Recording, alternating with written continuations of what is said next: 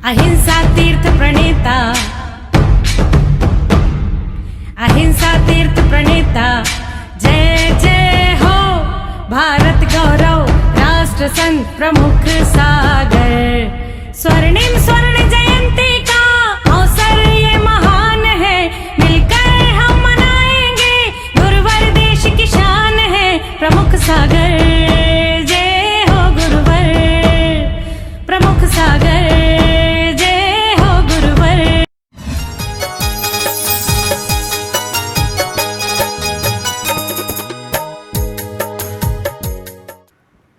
आप विचार करके रखना, जो लोग हमारे भगवान के भक्त हैं, गुरुओं के भक्त हैं, वो कभी चमत्कार को नमस्कार नहीं करते हैं। वो नमस्कार ऐसा करते हैं कि चमत्कार अपने आप हो जाए तो कोई आश्चर्य की बात नहीं।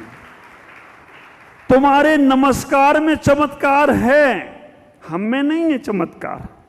ये तीन लोग के नाथ में नहीं है चमत्कार। आप विचार करके रखना, साधु संतों में और भगवंतों में चमत्कार नहीं है, तुम्हारे नमस्कार में चमत्कार है। और जैसे ही नमस्कार होता है चमत्कार।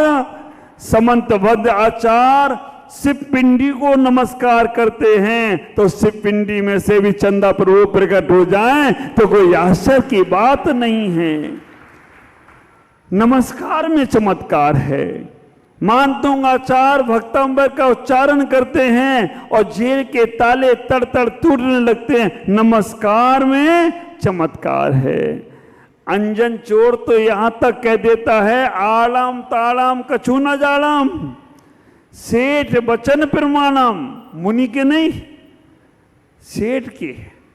विचार करना कितना जैन धर्म कितना विशाल है कि अगर भगवान की वाणी को एक सद श्रावक ने कह दिया, श्रावक को भी आयतन का देव शास्त्र गुरु को मानने वाला, देव भी आयतन है, शास्त्र भी आयतन है, गुरु भी आयतन है। और देव को जो मानता वो भी आयतन, शास्त्र को मानता वो भी आयतन, गुरु को मानता वो भी आयतन। अगर तुम मेरे गुरु के, तुम किसी भी गुरु के सच्चे भक्त हो, मैं कहता हूं गारंटी से, प्रैक्टिकल है यहां पर, अगर तुम गुरु के सच्चे भक्त हो और गुरु ने तुम्हें कोई मंत्र दिया है और तुमने साधना की है और उस मंत्र की, फिर कोई दुखियारी तुम्हारे पास आ जाए और तुम वो गुरु मंत्र उसे दे देना, उसका कल्याण हो जाए तो कोई आश्चर्य की बात नहीं हो। हुआ है। कई लोग हैं हमारे दाऊद वाले हैं ना, पीना बहन, पहले वो हमसे पूछते रहते थे, महाराज जी ऐसा हुआ क्या करूं, ऐसा हुआ क्या करूं। अब हमारी जरूरत नहीं है उनको, तो ही बताने लग गए सबको। आप विचार करके रखना, कहाँ गई वो, कहाँ बैठी, इधर बैठी, वो ही बताने, वो हमसे आके बताते, महाराज मैंने आपका नाम लेके बता दिया, काम हो गया। मैंने कहा अच्छी है, दुकान आप चलाओ, दुकान तुम्हारी चले, नाम मेरा हो रहा है। इतना ही बेचा, हम इनकी नहीं है। बहुत से लोग हैं ये आयतन में आते हैं, हमारे जिनागम में जिनको सिरधान है उन्हें मालूम है 6 आयतन और 6 अनायतन, कुदेव कुरुगुरु कुशास्त्र, और उनको मानने वाले सब अनायतन हैं और देव शास्त्र गुरु को मानने वाले। तो विचार करना, जैसे ही चमत्कार किया, जैसे नमस्कार किया, चमत्कार घटित होने लग गए। अपना नमस्कार इतना अच्छा करो, तुम्हारे नमस्कार को तुम कमजोर मत समझना। आप विचार करके रखना, तुम जो भगवान के सामने हाथ जोड़ते हो ना, ये हाथ नहीं जुड़ रहे हैं, तुम्हारा परमात्मा से साथ जुड़ रहा है। एक हाथ तो हमारा संसार का और एक हाथ हमारा भगवान का, और दोनों जब जुड़ गए ना, ख्याल करो, दोनों जुड़ गए, एक हाथ तुम्हारा और एक भगवान का जुड़ गए तो हमारा। और आप विचार करना, ये हाथ जैसे जुड़ते हैं मुद्रा बन जाती है शिखर की। यहाँ पे रख के देख लेना आप, ये पूरा मंदिर तैयार, ये शिखर, कलशारोहण अब आपको कर लेना है। आप विचार करके रखना, ये पूरा का पूरा मंदिर तैयार है और आप इस मंदिर में बैठे उस आत्मा रूपी परमात्मा को समझो एक बार। अध्यात्म में घुसने का प्रयास करो, क्योंकि भगवान कोई बाहर से नहीं बनता है, जो तुम्हारी अंदर की आत्मा है ना। आचार्य हमारे कहते हैं अप्पा ही परमप्पा, तुम्हारी आत्मा ही भगवान बनेगी। आप साक्षात जिनालय को लेके चल रहे हो, ये पूरा का पूरा शरीर तुम्हारा जिनालय है, और जिनालय में आत्मा ही परमात्मा, अप्पा ही, बोलो ना, अप्पा ही परमप्पा, अप्पा ही परमप्पा। ये अप्पा क्या है? आत्मा। बचपन में हम लोग रोते थे ना, तो मम्मी बोलती थी बेटा चुप हो जा, तो मैं हप्पा खिलाते हैं। हप्पा, हप्पा का मतलब क्या होता था? मीठा। आप विचार करना, और प्राकृत में जाओ ना तो ये शब्दों का चेंज हो जाता है। अप्पा माने आत्मा, अपना का जिसने रसा स्वादन कर लिया उसे हप्पा ही हप्पा खाने को मिलेगा। विचार करना, कोई अंतर है तुम्हारी आत्मा में और हमारी आत्मा में? शरीर का अंतर हो सकता है। अभी तो आश्चर्य की बात यह है, सहननवी पंडित जी साहब बैठे हैं, कोई अंतर है पंडित साहब आत्मा में? आत्मा और आपकी और हमारी एक ही है, शरीर में अंतर है। उनके शरीर पे कपड़े हैं, हमारे पे नहीं हैं। बस इस अंतर के कारण से ही हम संसार में पड़े हैं। लेकिन आत्मा में जो शक्ति हमारे है, वो ही शक्ति इनके पास है, वो ही शक्ति एक इंद्री के पास है, वो ही शक्ति सबके पास है। उस शक्ति को पहचानना, उस शक्ति को जानना, उस शक्ति का नाम ही है भगवान बनना। जितनी ये भगवान आत्माएं बैठी हैं ना, हाँ, आप विचार करके रखना, विदेश क्षेत्र में सीमंदर आदि स्वामी की सबोत्सव चल रहे हैं ना, तो वहाँ ऐसी एक एक कोठे में कहीं मुनिराज बैठे होंगे, कहीं आरकाएं बैठी होंगी, कहीं श्रावक होंगे, कहीं श्रावकाएं होंगी, और उनकी दिव्यदेशना खिल रही होगी। वीर शासन जयंती पर दिव्यदेशना खिल रही होगी। हमें भी वैसे ही भाभी आप लोग भी भगवान दिख रहे हो।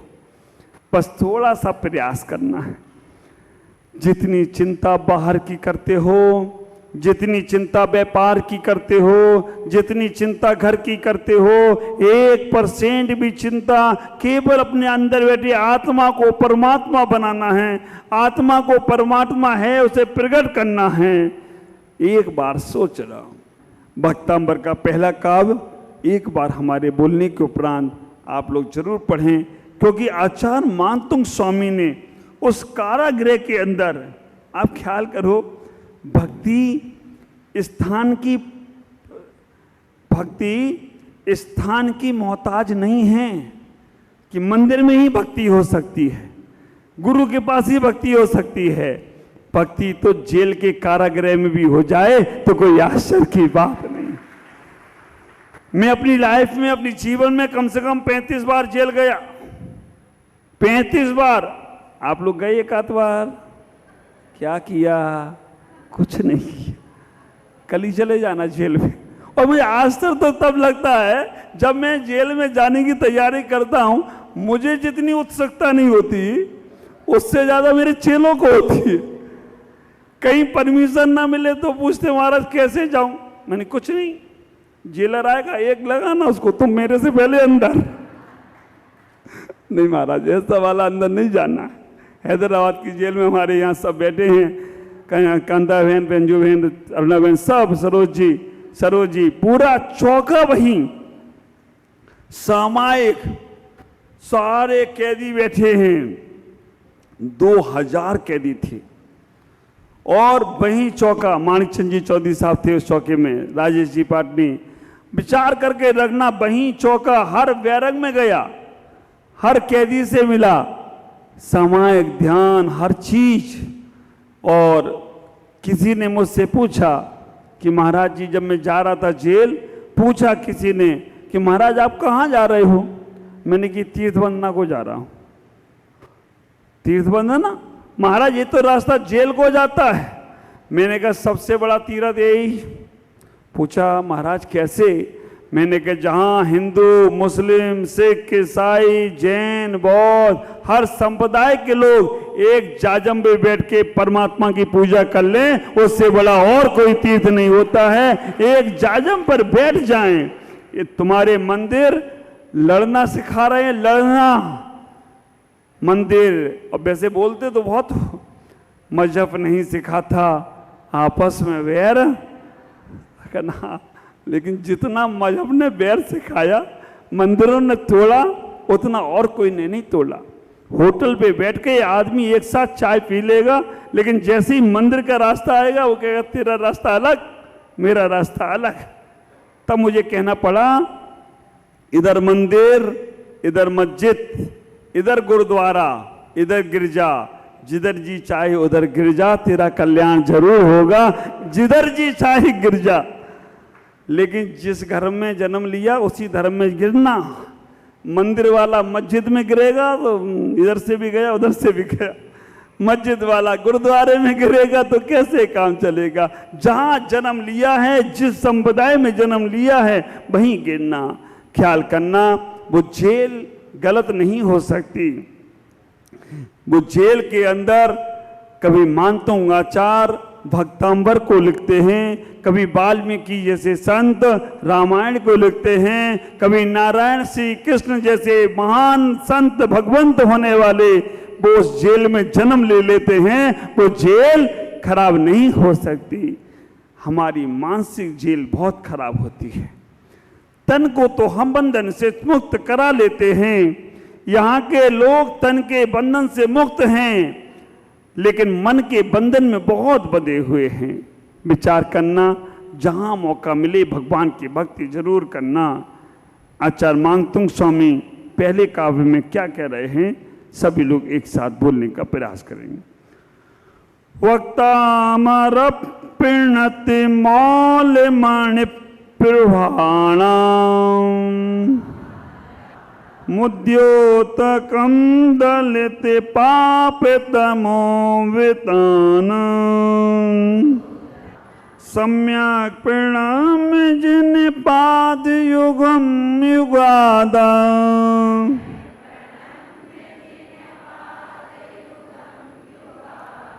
वालं वनं भव्य जले पतितां जनानां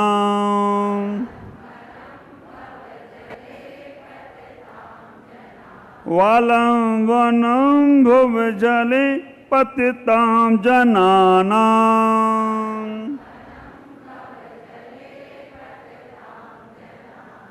वालं वनं भव्य जले पतितां जनानां। आचार्य मानतुंग स्वामी कह रहे हैं भक्तामर, भक्त अमर है। देखो इसका नाम आप लोग सही बोला करें। बहुत सी बार आप लोग क्या बोलते हैं भक्तांबर, भक्तांबर है क्या? बहुत से लोग बोलते हैं भक्तामर।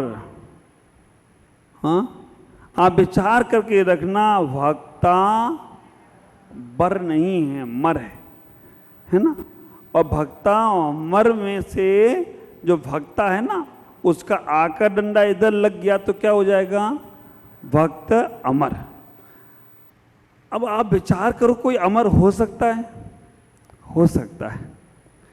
अगर मेंढक भगवान की भक्ति करता है तो मेंढक भी अमर हो जाया करता है। विचार करके रखना, वो चंडाल भगवान की भक्ति करता है तो चंडाल भी अमर हो जाया करता है। वो सती मैना सुंदरी भगवान की भक्ति करती है तो सती मैना सुंदरी अमर हो जाती है। वो अंजन चोर भगवान की भक्ति करता है तो अंजन चोर भी अमर हो जाता है। अमर हुए ना। आप विचार करके रखना, तन से जन्म मरण तो होता रहता है, लेकिन एक बार तुम्हारा नाम भक्ति में मेढक आया और चला गया। राजा सैनिक का नाम नहीं लिया भागेंदु कवि ने। इधर चा भावेना प्रमुदित मना दर दुर यह क्षणादासी स्वर्गी गुणगण समध्या सुखनिधि लवंते सदभक्ता। सदभगत किसे का? दरदुरिया क्षणादासी। आप विचार करना, सदभक्त का मेढक को और तुम्हें कभी कहा गया सदभक्त? कौन बोला कम वक्त कह देते हमको? सदभक्त बनो। आचार्य मानतो भक्त के अमर होता है। प्रणत मौल मणि प्रभाणाम। तो आचार्य यहाँ कह रहे हैं भगवान जैसे प्रणत अधिक झुके हुए मौली माने मुकुट, मुकुट जो होते हैं मणि रत्नों की प्रभा, प्रभाणाम उत्कृष्ट प्रभा के उद्योतकम प्रकाशमान हो जाते हैं। वो अचेतन मुकुट भी भगवान के चरणों में झुकता है तो प्रकाशमान हो जाता है। विचार करना, दलित माने नष्ट करने वाले पाप तमहा पाप अंधकार के वितानम विस्तार को सम्यक परिणम, बस इस शब्द पे ध्यान देना, सम्यक परिणम। सम्यक परिणम का मतलब है सम्यक रूप से परिणाम करना। तुम्हें परिणाम करना भी नहीं आता। तन तो झुकता है कहीं और, मन झुकता है कहीं और। हाँ, तन तो रहता है भगवान के पास में और मन चल जाता है मार्केट के पास में। सम्यक परिणम जिन पादयुगम जिनेन्द्र भगवान के युगल चरणों में, युगादा युग माने दोनों चरणों में आलम्बनम आलम्बन लेकर जो भवजरे संसार से पतिताम पतित हुए जनानाम प्राणियों के यहाँ पर कहने का प्रयास ये कर रहे हैं आचार्य। हे भगवान, जो आपके चरणों में झुक जाता है, जो आपके चरणों में प्रणाम करता है, जो आपके चरणों में नमन करता है, वो भक्त हमेशा हमेशा के लिए अमर हो जाता है। वो भक्त हमेशा हमेशा के लिए अपने जीवन में उस परम शक्ति को पा जाता है। बाहर ना झुक पाओ तो कोई बात नहीं, आप अपने आप में झुकने का प्रयास करो। एक बार महसूस करो कि तुम ही भगवान बनने की शक्ति लेकर आए हो। तुम्हारी शक्ति अव्यक्त है। हम साधुओं ने शक्ति को थोड़ा व्यक्त किया है, लेकिन परमात्मा ने उस शक्ति को पूर्ण रूप से व्यक्त कर लिया है। संसार यहीं रह जाएगा, लेकिन जिस वक्त तुमने अपने आप को पहचानने का प्रयास किया, संसार तुम्हारे चरणों में हाथ जोड़ के खड़ा होगा। ख्याल करना, बहुत सी बार आप लोग बोलते हैं ये दिगंबर साधु कोई वशीकरण मंत्र करते हैं, इनके पास दुनिया दौड़ी दौड़ी जाती है।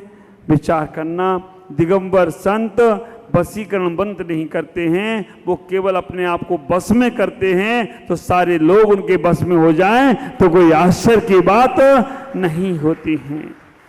पहले निज पर शासन, फिर दूसरे पे अनुशासन। इस सूत्र अपने जीवन में उतारने का प्रयास करो।